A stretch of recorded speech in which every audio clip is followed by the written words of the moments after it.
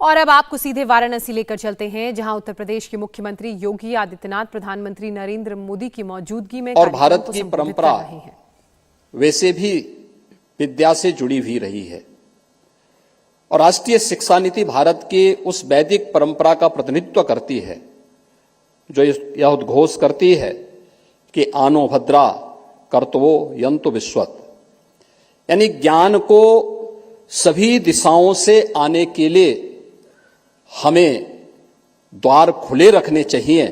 और राष्ट्रीय शिक्षा नीति ने देश की आजादी के बाद पहली बार आदरणीय प्रधानमंत्री जी की प्रेरणा से वह ज्ञान के सभी दिशाओं से आने के द्वार खोले हैं। मैं इसके लिए देश भर के आप सभी शिक्षाविदों की ओर से आदरणीय प्रधानमंत्री जी का हृदय से आभार व्यक्त करता हूं, उनका अभिनंदन भी करता हूं।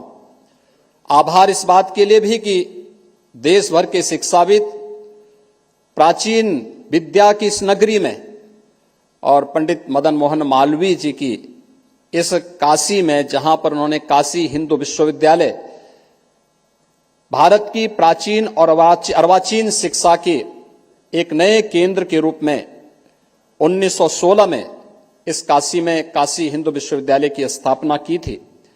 वहां पर आज शिक्षा मंत्रालय, भारत सरकार, विश्वविद्यालय अनुदान आयोग और काशी हिंदू विश्वविद्यालय मिलकर के इस शिक्षा महासमागम के आयोजन के साथ राष्ट्रीय शिक्षा नीति पर व्यापक मंथन के लिए यहां पर बैठे हुए हैं। निश्चित ही मंथन की इस परंपरा से कोई अमृत जरूर निकलेगा और वह द्वार पहले ही, वह रास्ता पहले आदरणीय प्रधानमंत्री जी की प्रेरणा से राष्ट्रीय शिक्षा नीति हम सबको प्रस्तुत कर चुकी है। मैं इस अवसर पर एक बार फिर से आदरणीय प्रधानमंत्री जी का उन्हीं की काशी में इस शिक्षा महासमागम कार्यक्रम के उद्घाटन कार्यक्रम के अवसर पर यहां पर उपस्थित होने के लिए हृदय से स्वागत करता हूं, अभिनंदन करता हूं। उत्तर प्रदेश राष्ट्रीय शिक्षा नीति को स्नातक स्तर पर लागू कर चुका है और उत्तर प्रदेश के अंदर हमारे सभी 30 जो शासकीय विश्वविद्यालय हैं और प्रदेश के सभी 35 निजी क्षेत्र के विश्वविद्यालयों में भी इसे लागू करने के साथ ही तकनीकी शिक्षा, कृषि शिक्षा, स्वास्थ्य शिक्षा और अन्य सभी क्षेत्रों में राष्ट्रीय शिक्षा नीति को प्रभावी ढंग से आगे बढ़ाने के उस कार्यक्रम को उत्तर प्रदेश ने आगे बढ़ाने का कार्य किया है। यह व्यापक संभावना वाला क्षेत्र है और जब देश भर के आप सभी शिक्षाविद यहां पर उपस्थित हुए हैं, मेरा अनुरोध होगा, कुछ चीजों को लेकर के अक्सर हम लोग देखते हैं। एक, हमारे महाविद्यालय विश्वविद्यालयों को, शिक्षा के केंद्रों को स्थानीय परिस्थिति के अनुरूप नवाचार और शोध के लिए अपने आप को तैयार करना होगा।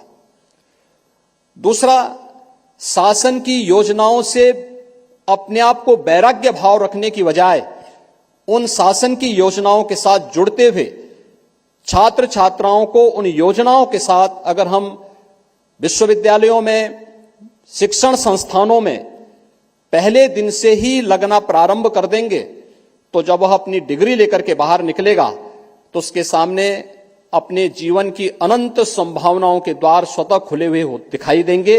और यह कार्य राष्ट्रीय शिक्षा नीति इस बात की प्रेरणा तो हमें दे ही रही है, लेकिन आप सभी शिक्षाविदों के माध्यम से इसे लागू करने में और मजबूती के साथ एक मदद प्राप्त हो सकती है।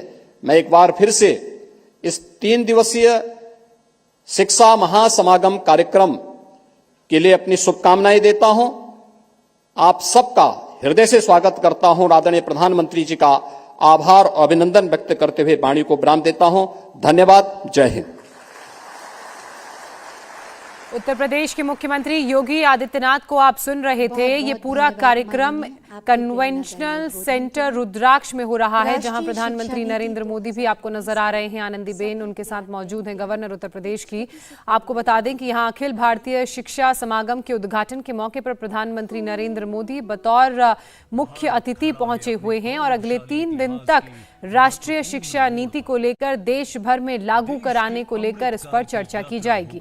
इससे पहले प्रधानमंत्री नरेंद्र मोदी जब यहां पहुंचे तो सबसे पहले एलटी कॉलेज कैंपस गए, जहां उन्होंने अक्षय पात्र मिड डे किचन का उद्घाटन किया।